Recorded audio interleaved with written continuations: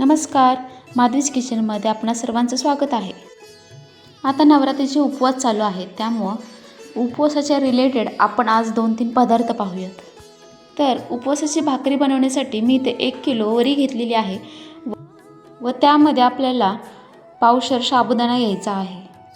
हे दोन्हीही आपल्याला एक एक करून व्यवस्थित भाजून घ्यायचं आहे. मी पहिल्यांदा साबुदाणा भाजून घेतलेला आहे. तुम्ही पाहू शकता साबुदाणा व्यवस्थित भाजलेला आहे. वरी तांदूळ भाजायला घेत आहे. वरी एकदम 1 किलो कढईत बसणार नाही, म्हणून ही मी 2 वेळा भाजून घेणार आहे.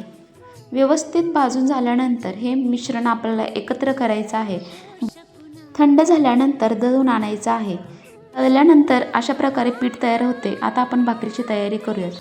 आता पिठामध्ये थोडं थोडं पाणी घेऊन आपल्याला हे मळून घ्यायचं आहे. पीठ हे जास्त पातळ करायचं नाही किंवा घट्टही करायचं नाही. आपल्याला भाकरी व्यवस्थित करता आली पाहिजे अशा प्रकारे मळून घ्यायचं आहे. मळून झाल्यानंतर आपल्याला इथे भाकरीसाठी थोडंसं पीठ घेऊन भाकरी थापून घ्यायची आहे. भाकरी थापत असताना आपल्याला भाकरी ही जास्त जाडही ठेवायची नाही आणि जास्त पातळही करायची नाही. मीडियम साईजची भाकरी तयार करायची आहे. गॅसवर ठेवलेला तवा तापल्यानंतर आपल्याला यामध्ये भाकरी टाकून पाणी लावून घ्यायचं आहे व 3-4 सेकंद झाल्यानंतर आपल्याला भाकरी उलटून घ्यायची आहे. गॅसची फ्लेम ही मोठीच ठेवायची आहे, जेणेकरून आपली भाकरी पचायला मदत होईल. अशा प्रकारे भाकरी पचलेली आहे. आता आपण ही भाकरी पलटी करून तशीच तव्यामध्ये ठेवूयात, जेणेकरून ह्या भाकरीला व्यवस्थित पापुंद्रा येईल. वरई तांदूळ आणि साबुदाणा भाजण्याचे कारण की आपल्या भाकरीला छान टेस्ट येते, त्यामुळे हे दोन्ही जिन्नस आपल्याला व्यवस्थित भाजून घ्यायचे आहेत. तुम्ही पाहू शकता भाकरीला पापुंद्रा येत आहे.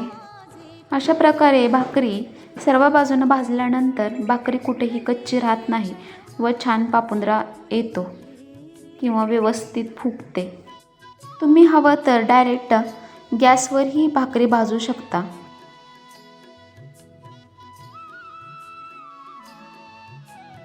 भाकरी कुठेही कच्ची राहिलेली नाही. आता आपल्याला कुकर घ्यायचा आहे. खाली पाणी ठेवून त्यामध्ये 2 बटाटे घ्यायचे आहेत शिजवण्यासाठी व कुकरचं झाकण लावून आपल्याला ते गॅसवर ठेवायचं आहे.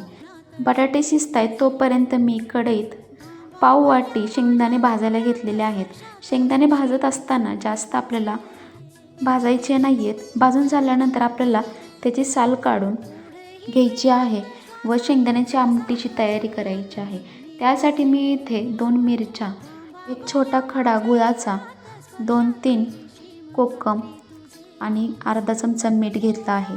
आता आपल्याला एका मिक्सरच्या भांड्यात शेंगदाणे बारीक करून घेऊन यामध्ये मीठ, मिरच्या टाकायच्या आहेत व थोडेसे पाणी घालून बारीक करून घ्यायचं आहे. इथे मी कढईत 1 चमचा तूप घेतलेला आहे. तुम्ही हवं तर शेंगदाणा तेल घेऊ शकता. यामध्ये मी तुपात मिश्रण टाकलेले आहे. तुम्ही हवं तर तुमच्याकडे जिरे जर चालत असेल तर जिऱ्याची फोडणी देऊ शकता. आता मी यामध्ये अर्धा ग्लास पाणी घातलेलं आहे. पाणी घालून झाल्यानंतर आपल्याला यामध्ये गूळ टाकायचा आहे. गूळ टाकून झाल्यावर आपल्याला घेतलेला कोकम ॲड करायचा आहे व उकळी येऊन द्यायची आहे. तुमच्याकडे जर कोथिंबीर चालत असेल तर तुम्ही वरून कोथिंबीर ही त्यात ॲड करू शकता. अशा प्रकारे शेंगदाणा आमटी आपली तयार झालेली आहे. आता कुकरमधला बटाटा शिजलेला असेल तो आपण काढून घेऊयात व त्याची भाजी तयार करूयात. त्यासाठी आपल्याला इथे लागणार आहे 1 काळा तवा. तुम्ही हवं तर कढई घेऊ शकता. त्यामध्ये 1 ते 1.5 चमचा तूप घेतलेले आहे. तुम्ही हवं तर शेंगदाणा तेल घेऊ शकता. जिरे जर चालत असेल तर जिऱ्याची फोडणी देऊ शकता व चिरलेल्या मिरच्या टाकून आपल्याला व्यवस्थित भाजून घ्यायचे आहेत.